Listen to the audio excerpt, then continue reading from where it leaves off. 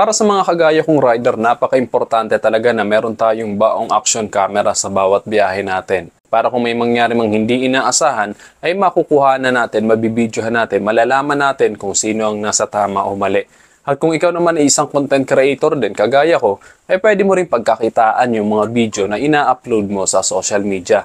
Kaya naman ang pagkakaroon ng isang action camera ngayon ay kailangan na talaga.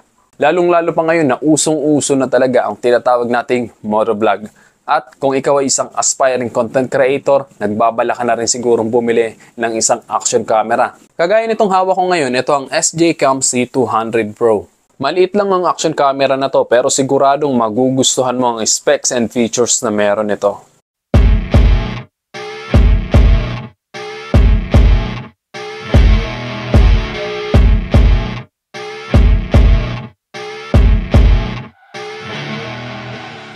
Bali mga 1 week ago na din mula nung pinadala nila sa akin itong action camera na to. Bali ginamit ko muna siya ng ginamit para masabi ko talaga sa inyo kung ano ang magagandang features na meron ito. At kung ano nga ba mga hindi ko nagustuhan at nagustuhan ko sa kanya. Ayun, pagdating sa kanyang box naka-highlight dyan itong action camera na napakaliit lang, very cute. Tapos dito sa gilid meron siyang QR code, pwede mong i-download ang application nila sa Play Store at meron din sa App Store. Para makapag-data transfer ka ng wireless, may lalagay mo agad sa cellphone mo yung mga video or mga pictures na galing dito sa action camera mo. At ito ang mga accessories na meron siya sa loob. Meron siyang waterproof case, back clip, frame mount, base mount, curved and flat mount, screw, USB cable, at itong dalawang adhesive 3M sticker. At syempre itong wipe cloth. At ang maganda pa dito sa action camera na to, waterproof na ito. So pwede mo siyang ilublob sa tubig ng up to 5 meters nang walang gamit na case. Kapag ka magsiswimming ka naman, babaw lang naman like swimming pool. So kahit hindi mo na siya lagyan ng waterproof case. O kapag ka halimbawa nagmomotor ka, umuulan, hindi mo na siya kailangan tanggalin pa, lagyan ng case dahil direkta na. Itong SJCam C200 Pro, kaya nito makapag-video ng up to 4K resolution, 30 FPS. Pero ako bilang isang content creator, hindi ko gaanong nire-recommend ang 4K resolution, lalong-lalo na kung magbibideo ka ng matagal. Dahil kapag ka 4K resolution, napakatagal i-edit, napakalaki ng file. At dahil nasubukan ko naman na ang 1080p nito or yung Full HD, satisfied naman ako sa naging output nito. Ito yung mga video sample na kuha ko galing dito sa SJC200 Pro na ito.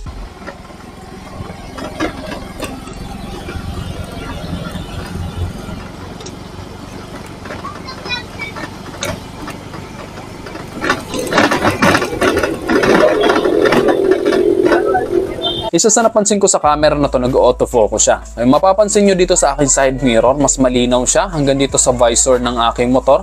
Pati itong mount ng aking GoPro, ayun, malinaw siya. Pero dito sa pinakaharapan, kung mapapansin nyo, medyo malabo siyang tingnan.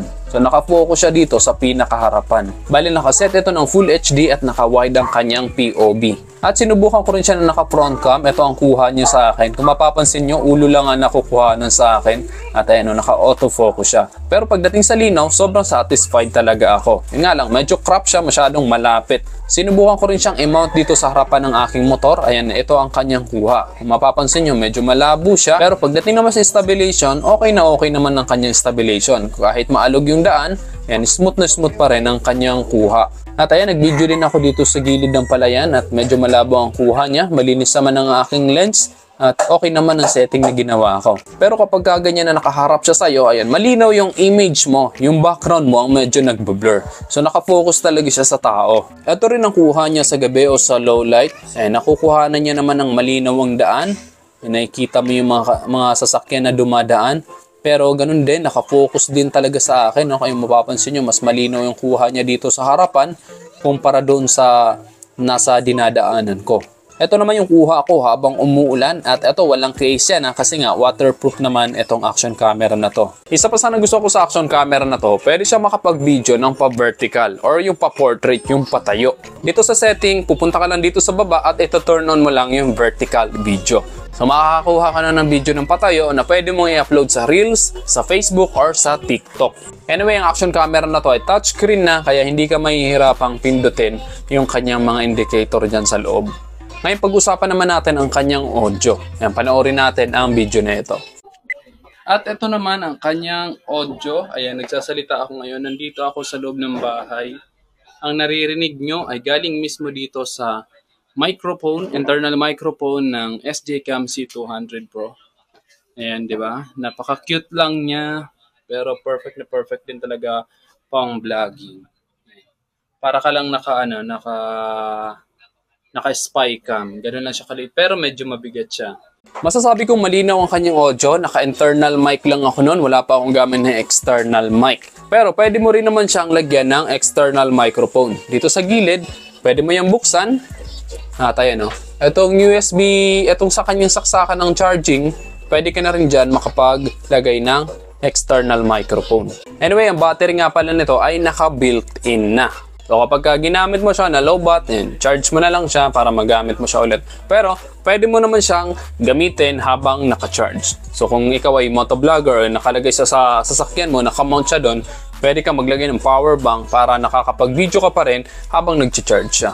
Pero na-amaze ako sa durability ng battery nito dahil matagal siyang malobat. 1,200 mAh ang battery nito na kaya na makapag-video na lampas 1 oras. At nasubukan ko na, kayang-kaya niya talaga at ang maganda sa kanya, hindi siya nag-overheat. Pagdating naman sa presyo, sobrang affordable lang din dahil 4,269 pesos lang ito. So, di ba? Sobrang affordable. Meron ka ng ganito kagandang action camera na pwede mo magamit sa ginagawa mong mga content. Bago tayo magtapos, pag-uusapan muna natin kung ano-ano nga ba ang mga nagustuhan ko at hindi ko nagustuhan sa action camera na to. Ang unang nagustuhan ko sa action camera na to, magaan lang siya, madaling dalhin at hindi ka mahihirapang i-setup. Pipindutin mo lang at pipindutin mo ulit at makakapag-video ka na. Then touchscreen na siya kaya hindi ka malilito. Matagal siyang malobat kaya matagal ka rin makakapag-video. Marami na siyang kasamang accessories inside the box na siguradong magagamit mo sa action camera na to. Then waterproof na siya up to 5 meters, so pwede mo siyang inublob sa tubig basta wag lang lalampas ng 5 meters. So, at bukod sa landscape orientation, makakapag-video ka ng pa-vertical or yung patayo na pwedeng pang Facebook, pang TikTok or pang Reels. At higit sa lahat, affordable. Sa presyong 4,269 pesos, meron ka ng advanced action camera. Ngayon, pag-uusapan naman natin ang mga hindi ko nagustuhan. Unang-unang hindi ko nagustuhan sa kanya, yung nakafocus siya sa nasa harapan niya. Kapag ka nakalagay siya dito sa harapan ko sa helmet ko, nakafocus siya sa nakukuhanan lang niyang dashboard dito sa motor ko, pero yung pinakaharapan, medyo blurred. Tapos kapag inilalagay ko naman siya sa harapan ko, kapag nakatapat siya sa akin, kapag nagmomotor ako, masyado namang malapit. Yung ulo ko lang ang nakukuhanan. Bali yung dalawang yun lang naman ang hindi ko nagustuhan dahil para sa akin ang isang action camera ay walang autofocus. Dapat kung anong mabidyoan niya, lahat yun dapat ay malinaw. Pero overall, nagustuhan ko talaga ang performance at ang quality nitong action camera na SJ-C200 Pro. Kaya guys, anong masasabi nyo dito sa Action Cam SJ-C200 na ito? I-comment nyo na lang sa baba at kung nagustuhan mo naman ang video to, just hit like at sana nakatulong sa iyo ang video to kung naghahanap ka ng affordable na action camera at para mas maging updated ka pa sa mga susunod nating video, just hit subscribe, click mo na rin ang notification bell para sa mga susunod nating video ay updated ka palagi. Yun lang guys, hanggang sa muli, ako sa Rosgo TV. Ride safe always and God bless.